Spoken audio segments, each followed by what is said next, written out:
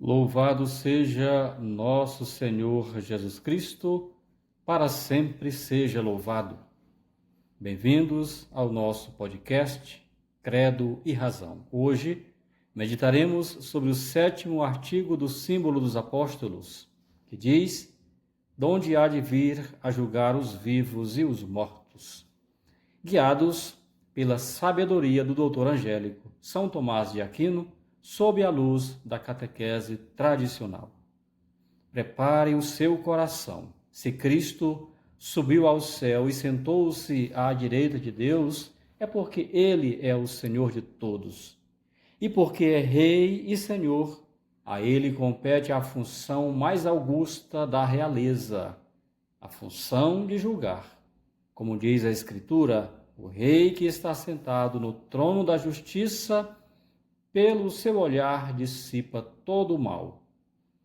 Nesta catequese, consideraremos 3 realidades deste juízo: a sua forma, porque ele deve ser temido, e como devemos nos preparar para ele.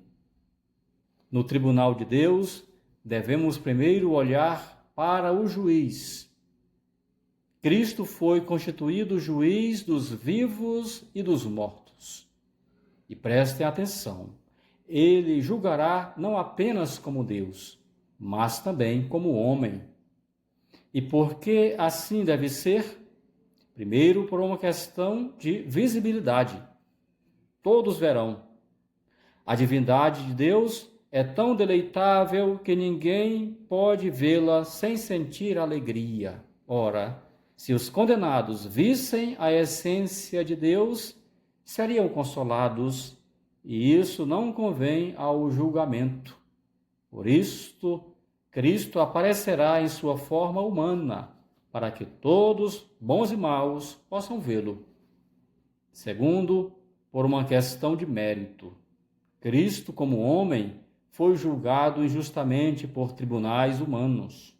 Por isso, Deus o exaltou e lhe deu o ofício de juiz de todos.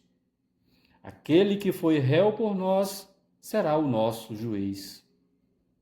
Terceiro, para o nosso consolo. Ver que seremos julgados por um homem nos afasta do desespero.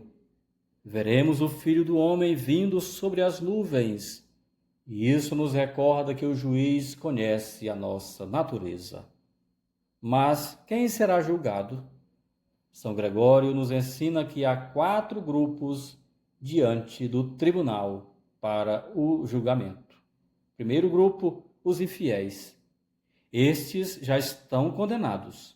Não haverá discussão sobre suas obras, pois a falta da fé já os excluiu. O segundo grupo é o grupo dos maus cristãos. Aqueles que tiveram a fé, mas morreram em pecado mortal. Estes passarão pelo exame do julgamento e serão condenados. O terceiro grupo é o grupo dos santos e dos pobres de espírito. Aqueles que deixaram tudo por Deus e seguiram os passos dos apóstolos. Estes não serão julgados. Eles se sentarão com Cristo para julgar as nações. O quarto grupo e o último é o grupo dos justos comuns. Aqueles que morreram em estado de graça, mas que tiveram falhas e dívidas durante a vida. Estes serão julgados e purificados, receberão a salvação. E qual será a matéria do julgamento? Meus irmãos, tudo será pesado. Seremos julgados pelos nossos atos bons e maus, até os mais ocultos.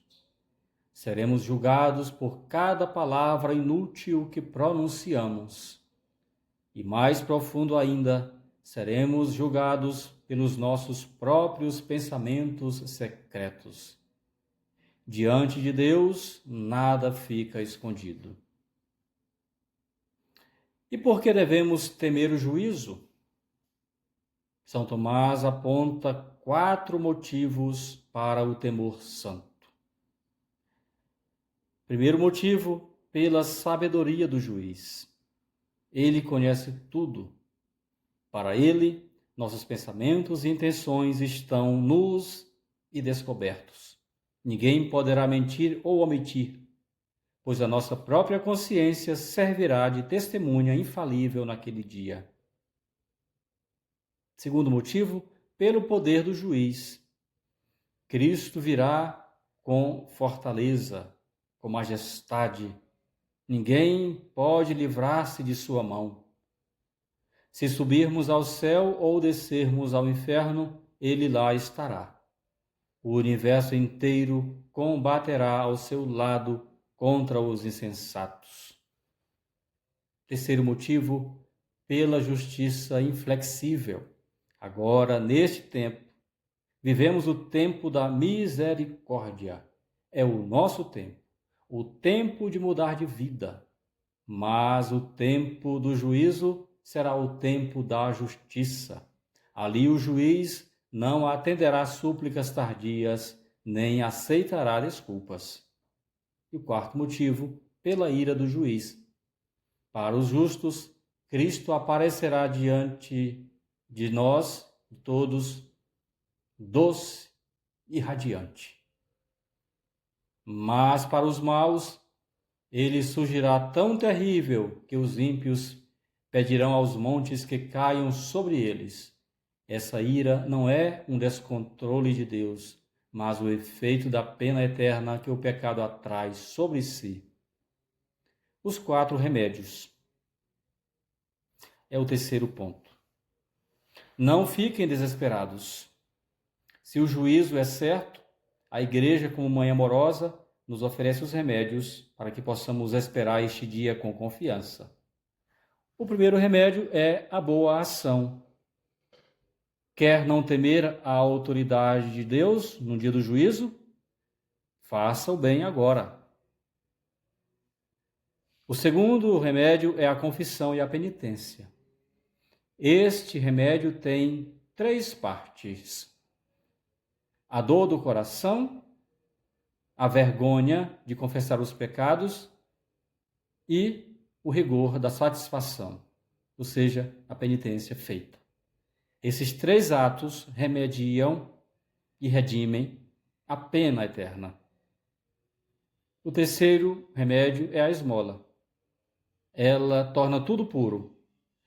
Ao ajudarmos o próximo em extrema necessidade, por amor a Deus, estamos conquistando amigos que nos receberão nas tendas eternas. A esmola manifesta a caridade que vive em nós.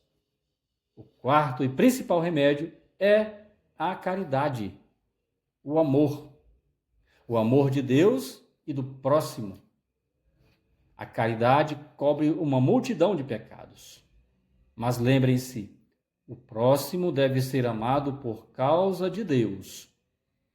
Deus deve ser amado sobre todas as coisas e o próximo como aquele que participará conosco da mesma felicidade eterna. Meus caros ouvintes, que o artigo 7º do Credo não seja para nós apenas uma frase que sabemos de cor, mas uma regra de vida. Que o temor do juízo nos afaste do pecado e que o uso dos remédios, a confissão, a esmola e a caridade, nos prepare para ver o Rei em sua beleza. Que o Senhor nos encontre a todos vigilantes e ocupados em fazer o bem. Até o próximo encontro no Credo e Razão. Louvado seja nosso Senhor Jesus Cristo, para sempre seja louvado.